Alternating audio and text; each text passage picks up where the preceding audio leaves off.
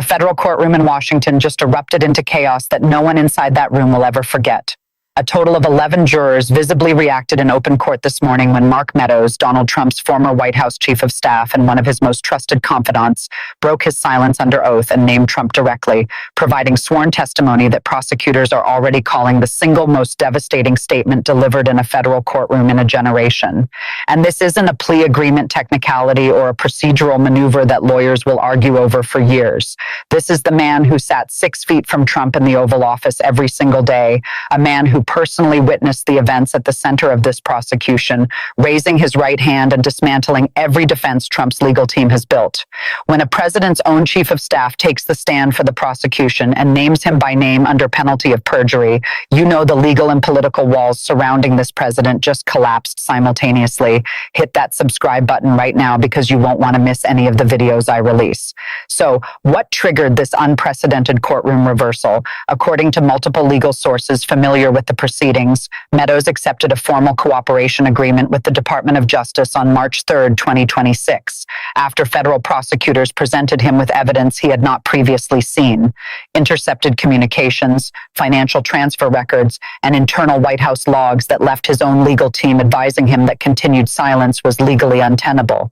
Sources familiar with the negotiations say the cooperation agreement required Meadows to provide complete and truthful testimony covering 3 specific categories: his direct observations of Trump's conduct, communications he personally witnessed between Trump and outside parties, and his knowledge of instructions given to other staff members regarding document handling. This isn't just another former aide offering vague recollections about a stressful work environment. Constitutional law experts are calling this the most consequential act of cooperation by a former senior executive official since John Dean testified against Richard Nixon in 1973.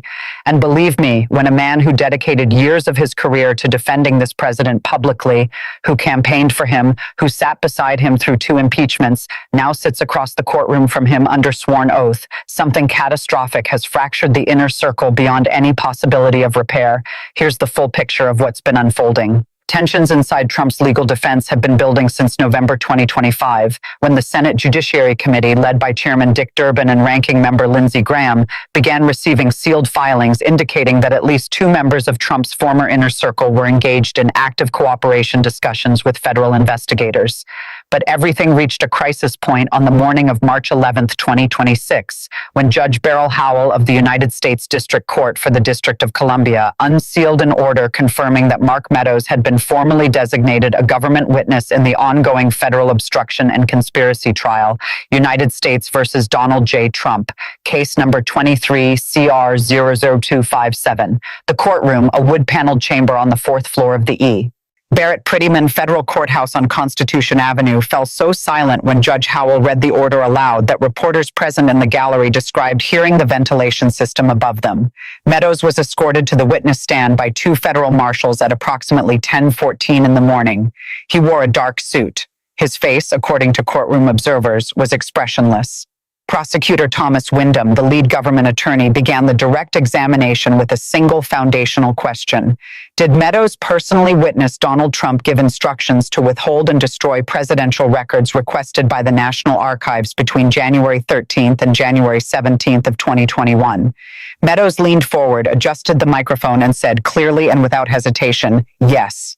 That single word sent the room into immediate chaos. 3 members of Trump's defense team stood simultaneously. 2 jurors audibly gasped. Judge Howell struck her gavel 11 times before order was restored. This wasn't about a procedural dispute between lawyers or a contested interpretation of executive privilege. This was about sworn testimony from an eyewitness placing the former president at the center of criminal conduct with specificity that no amount of legal argument can easily address. Smash that like button if this is making sense so far. Here's where it really gets serious. Within 4 hours of Meadows' initial testimony concluding, Trump's lead defense attorney, Todd Blanche, called an emergency consultation of the full defense team in a secured conference room at the Capitol Hilton on 16th Street, 3 blocks from the courthouse. According to legal sources familiar with the session, 7 members of the defense team attended that meeting, including co-counsel Christopher Kais, appellate specialist Emil Bove, constitutional litigator David Schoen, and 2 senior partners from the firm handling Trump's parallel civil matters. The session lasted 2 hours and 20 minutes. What was discussed inside, according to two sources briefed on the meeting, was described as the most urgent and consequential internal defense crisis since the trial began. Blanche opened the meeting by stating plainly, according to sources who recounted his remarks, "The testimony this morning changes the fundamental architecture of our defense." Meadows did not equivocate. He named the client directly. He provided a date, a room, and an instruction. We have 48 hours to decide whether to alter our strategy before his cross-examination resumes Thursday morning, and we cannot afford a single misstep. History is watching every decision we make in this building right now. The room fell silent. David Schoen, who has served as one of Trump's most consistent and vocal public defenders across multiple legal proceedings, reportedly leaned back in his chair and said, his voice measured but unambiguous, according to witnesses present, "I have defended this client through proceedings that most people thought would end his career. I believed in the legal arguments we made, but sworn testimony from a cooperating witness who sat in the room, that is a different category entirely. That is not something we can impeach with process arguments. That testimony is going to be believed." According to sources present, Schoen's assessment fundamentally shifted the tenor of the meeting. Christopher Keyes, who holds the deepest familiarity with the evidentiary record, reportedly added, "The government has 3 corroborating witnesses behind Meadows. The calendar records, the archive logs, and the Secret Service entry documentation all place the same people in the same room at the same time Meadows describes. If we cannot break his credibility on cross, the jury already has everything it needs. Drop a comment right now if you saw this coming. I read every single one. Now things get absolutely explosive." By 6 o'clock that evening, Trump's legal team had submitted a 47-page emergency motion to Judge Howell requesting a mistrial on the grounds that the government had withheld the full scope of Meadows' cooperation from defense counsel in violation of Brady disclosure rules. An extraordinary motion given that the defense team received formal notice of the cooperation agreement 21 days before the trial's opening statements, well within the legal window. Judge Howell denied the motion in its entirety at 9:47 that same evening, writing in her 12-page order, "The government met every disclosure obligation established by this court's scheduling order. Defense counsel had both the time and the legal obligation to prepare for this contingency. The motion reflects urgency, not merit." The formal prosecution brief accompanying Meadows' testimony contains 3 principal allegations against Trump under the obstruction statute. Count 1 alleges that Trump did knowingly and corruptly direct subordinates to conceal, destroy, and withhold presidential records classified under the Presidential Records Act while having actual knowledge that such records were subject to legal preservation requirements and active government demand. Count 2 alleges that Trump did instruct at least 4 named individuals, including Meadows himself, to provide false or misleading testimony to investigators and congressional committees regarding the location and handling of those records. Count 3 alleges a broader conspiracy to obstruct multiple pending federal proceedings simultaneously. The supporting documentation includes a passage that legal observers are already calling the most legally precise language in the entire case. It states, "On January 14th, 2021, at approximately 4:30 in the afternoon, in the Oval Office private dining room, the defendant stated to witness Mark Meadows and 2 other individuals whose names are redacted pending protective order, quote, 'They are never getting those boxes. Handle it. That is a direct order.' Those words, according to the testimony of Mark Meadows, were spoken by the defendant with full knowledge of the National Archives retrieval request dated January 11th, 2021, a copy of which had been placed on the defendant's desk that same morning per standard briefing protocol. Another passage details corroborating physical evidence. Secret Service entry logs confirm that on January 14th, 2021, between 4:08 and 4:51 in the afternoon, 6 individuals accessed the Oval Office private dining room. White House Communications Agency records confirmed 3 phone calls were placed from that room during the same window. National Archives investigators have determined that 67 of the boxes that were the subject of the January 11th retrieval request were subsequently moved to locations not disclosed to the archives until August 2022. This development sent shockwaves through Washington and through the Republican Party.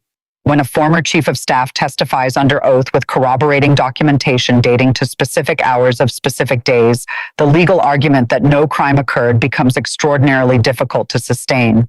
This is not the first time Trump has faced serious federal legal jeopardy. The first federal indictment in June 2023 involved 37 counts related to classified document retention at Mar-a-Lago. Trump's legal team argued executive privilege and fought for over 2 years.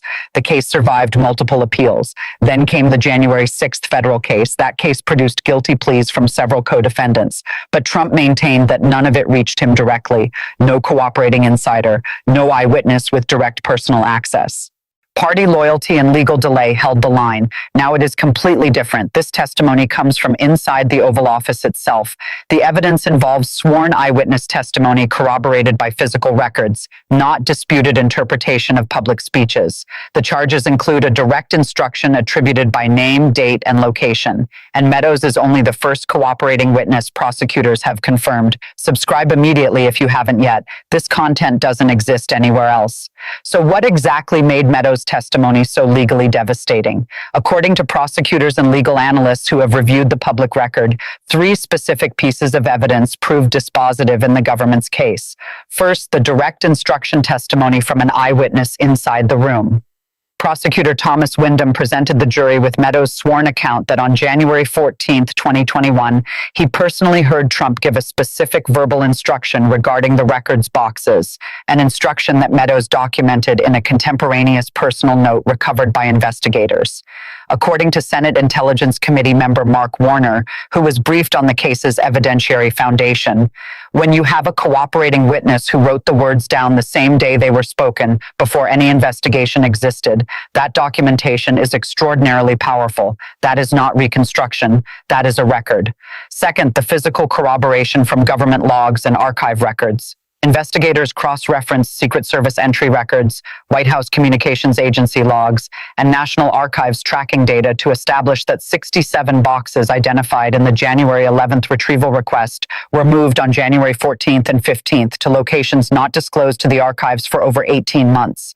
According to Senator Elizabeth Warren, who sits on the Judiciary Committee, the logs don't interpret events. The logs don't have political affiliations. The logs record who was where and when with precision that human testimony can only complement, not replace. The investigation identified 9 separate instances where archival records contradict statements made by Trump's representatives to federal investigators. Here's the absolute kicker. The third piece of evidence involves a second cooperating witness whose identity has not yet been publicly disclosed, but whose existence prosecutors confirmed in sealed filings obtained by multiple outlets. 3 separate former White House officials, including 2 senior staff members and 1 former National Security Council staffer, filed protected disclosures with the Inspector General of the intelligence community beginning in October 2022, describing instances they personally witnessed where Trump gave explicit verbal instructions regarding documents in the context of ongoing legal demands. One disclosure, portions of which were declassified and included in the government's trial brief, describes a December 2020 meeting where Trump allegedly told advisors, "Whatever they come looking for, they won't find it. Make sure of that. That is not a suggestion. Don't go anywhere. The most explosive part is coming next." And here's what should alarm everyone, regardless of political affiliation. This isn't just about Trump or this specific trial. If a former president can instruct subordinates to obstruct federal records requests and face no meaningful consequence because legal proceedings are successfully delayed until political winds shift, then the Presidential Records Act and the constitutional framework it protects effectively cease to function. Once that precedent is established, every future president of either party will understand that records of their administration are subject to personal control and that any instruction to conceal, alter, or destroy those records carries no binding legal risk as long as loyal subordinates stay silent. The constitutional accountability system doesn't survive that precedent. This puts Trump in an absolutely impossible legal position. On one side, he faces a federal trial where a former chief of staff has provided sworn eyewitness testimony corroborated by physical government records, meaning conviction on at least one count becomes a genuine possibility for the first time. On the other side, he confronts a cooperating witness agreement involving multiple individuals, meaning the testimony does not stand or fall on Meadows alone. The prosecution has confirmed additional corroboration exists. And here's the impossible bind. If Trump claims he never gave the instruction Meadows described, he directly contradicts sworn testimony corroborated by a contemporaneous handwritten note documented before any investigation existed. If Trump admits he gave instructions regarding the boxes but claims they were lawful exercises of presidential discretion over presidential records, he faces the specific language of count 1, which establishes that he had received the archive's retrieval notice and gave the instruction knowing active legal preservation requirements were in effect. If Trump argues that Meadows' cooperation agreement incentivizes false testimony, he still faces the physical logs, the archive records, and the undisclosed second cooperating witness, none of whom have cooperation agreements. There's no defense strategy that addresses all three pieces of evidence simultaneously. Constitutional law experts from across the ideological spectrum have weighed in on the significance of what occurred in that Washington courtroom. Neil Katyal, former acting Solicitor General of the United States and Georgetown law professor, stated on MSNBC that the combination of inside-the-room testimony with contemporaneous documentation is precisely what prosecutors spend years working toward. This is as strong an evidentiary foundation as a federal obstruction case can have. A former FBI Director, James Comey, told CBS News that cooperating witness testimony from someone with direct personal access is the cornerstone of federal conspiracy prosecutions. Every prosecutor in the country understands the legal weight of what was presented in that courtroom this morning. Even former Attorney General William Barr, who served under Trump and has publicly defended many of his legal positions, acknowledged in a statement to Politico that if the testimony described in court reports is accurate and is corroborated the way prosecutors claim, the defense faces an evidentiary challenge of a fundamentally different order than anything in the previous proceedings. Do me a favor and slam that like button because it genuinely helps this video reach more people. So, let's break down what this means. First, immediate paralysis of the legal defense. Trump's team faces cross-examination of Meadows beginning Thursday morning with no viable strategy for neutralizing eyewitness testimony backed by contemporaneous documentation. Every attack on Meadows' credibility risks backfiring with a jury that has now seen the physical corroboration. If the defense attacks the cooperation agreement, prosecutors will simply introduce the handwritten note dated January 14, 2021, written before any investigation existed and therefore before any incentive to cooperate existed. The defense has no procedural path around that document. Second, massive implications for the Republican Party's political positioning. Every Republican senator and representative who has publicly characterized these proceedings as a political witch hunt now faces the reality that the most damaging testimony came from one of their own, a man who served in Republican administrations, who campaigned on Republican platforms, who has no incentive to fabricate conduct that places himself in legal jeopardy alongside his account. Meadows acknowledged under oath that he was present in the room when the instruction was given. He implicated himself. That is not the behavior of a fabricator. Finally, institutional implications that extend far beyond this trial. If conviction follows this testimony, it establishes that the Presidential Records Act has enforceable teeth regardless of who holds office, and that cooperation agreements will be available to future prosecutors regardless of how close a witness sat to power. That precedent fundamentally changes how future administrations will manage sensitive records. Drop a comment below with your thoughts. I'm genuinely curious to see your perspective. But beyond the immediate legal fallout, this represents a test of whether the federal justice system can function as designed when the subject of the prosecution possesses extraordinary political resources, an enormous base of loyal supporters, and the ability to generate pressure on witnesses and prosecutors through public communication. The founders designed the trial process with exactly these pressures in mind. Grand juries, sealed proceedings, cooperation agreements, and protected disclosures exist precisely because justice cannot depend on the courage of witnesses who are left exposed to public pressure alone. If the system works, the evidence reaches the jury unobstructed and the jury evaluates it on its merits. If the system buckles, if delays, appeals, and political pressure succeed in preventing a verdict, it establishes that sufficiently powerful individuals can render the legal system functionally inoperable, regardless of the quality of the evidence against them. This scenario is causing absolute pandemonium within Republican leadership on Capitol Hill. Reports indicate that the House Republican Conference has been in emergency session twice since Meadows' testimony was first reported, with leadership attempting to develop unified messaging that does not directly contradict sworn testimony while still maintaining political support for Trump. Senate Minority Leader Mitch McConnell faces an impossible position. Remaining silent allows the testimony to define the narrative uncontested. Speaking out against the testimony requires publicly disputing the sworn account of a man every Senate Republican personally knows and worked alongside for years. Meanwhile, Trump's political operation is in crisis mode. Trump has reportedly been meeting with campaign advisors and communication staff around the clock since the morning session concluded.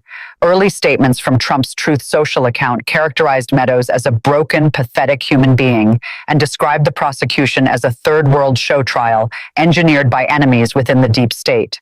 But legal analysts immediately noted that Trump's public statements did not address the January 14th instruction, the handwritten note, or the Secret Service logs, focusing entirely on attacks on Meadows' character rather than the substance of what Meadows testified to. Polling conducted immediately after initial reporting on the testimony shows 61% of Americans believe the trial should continue to verdict, including 29% of Republican voters, a number that represents a significant shift from polling conducted just 6 weeks ago. Stay with me because what comes next will completely change your understanding of where this leads. Here's what makes Trump's position so precarious and his response so strategically disastrous. By publicly attacking Meadows using language like broken and pathetic, Trump is signaling to every other potential cooperating witness exactly what cooperation will cost them personally. But that signal cuts both ways. It also tells every undisclosed potential witness that Trump's loyalty is conditional on silence, and that the moment silence becomes legally untenable, attacks will follow. That is precisely the calculation that drives individuals into cooperation agreements. Stuart Kaplan, former federal prosecutor and NBC legal analyst, noted that attacking a cooperating witness publicly before cross-examination is one of the most counterproductive things a defendant can do. It hands the government a motive argument on a silver platter. The jury now knows Trump had reason to want Meadows silent. Legal strategist and former U.S. Attorney Barbara McQuaid observed that the pattern we are seeing, attacking rather than addressing the specific evidence, tells every juror, every observer, and every potential additional witness exactly where the defense stands on the substance of what was testified to. This goes far beyond one trial or one defendant. It is about whether the United States can maintain a legal system where records of governmental conduct are genuinely protected from destruction by the individuals those records document. If a former president can direct subordinates to obstruct federal records requests without facing legal consequence, then every future president understands that instruction as a viable option. That is not a partisan concern. It is a structural one. If this blows your mind, hit that like button right now. Here's the current situation. A former White House chief of staff has provided sworn eyewitness testimony naming Trump directly, corroborated by contemporaneous handwritten documentation and physical government records. The defense has exhausted its available procedural motions for the week. Additional cooperating witnesses remain undisclosed but confirmed, and the cross-examination scheduled for Thursday morning represents the last meaningful opportunity for the defense to create doubt before the jury's deliberation. This isn't political theater or legal gamesmanship between opposing teams. This is the closest a former American president has come to a jury verdict on federal felony charges since the Republic was founded. When a former president's own chief of staff testifies against him under oath with documentation that predates the investigation itself. When the physical records of the executive branch corroborate the testimony in 9 independently verifiable instances. When even allies who have defended this president through 2 impeachments and multiple prior indictments acknowledge privately that this testimony represents a different category of legal exposure. The constitutional system is being tested in ways it has never been tested in American history. Keep an extremely close eye on this story because the cross-examination resumes Thursday morning at 9 o'clock Eastern, and what happens in that courtroom over the next 48 hours will determine whether the defense can create any reasonable doubt in the minds of 12 jurors who have now heard eyewitness testimony corroborated by contemporaneous documentation. Trump's political survival in this proceeding depends entirely on the defense's ability to discredit a witness who anticipated that scrutiny and documented what he witnessed before any investigation gave him reason to do so. But the strategy of attacking Meadows publicly and personally appears to be generating sympathy for the witness rather than doubt about his testimony. Before we go any further, smash that subscribe button so you never miss content like this, because this constitutional crisis is unfolding in real time and represents the most serious legal test of presidential accountability in the history of the American Republic. Here's where things stand right now. Mark Meadows has testified under oath, named Trump directly, and provided a specific date, location, and instruction that prosecutors claim is corroborated by multiple independent physical records. Trump's defense has no disclosed strategy for addressing the contemporaneous handwritten documentation that predates the investigation. Trump's public response attacks the witness without addressing the evidence, a pattern every legal observer in Washington has identified as counterproductive. And the jury has heard testimony that was described by a former acting solicitor general as the strongest evidentiary foundation in a federal obstruction case in his professional lifetime. This isn't a procedural skirmish or a partisan legal dispute. This is the most consequential moment in the relationship between presidential power and federal law in the modern era. The stakes have never been higher for the institution of the presidency itself. The evidence has never been more concrete, more documented, or more corroborated by sources that exist independent of any individual's account. And the constitutional test has never been more immediate. Pause for a second and hit that like button if you're finding value in this coverage.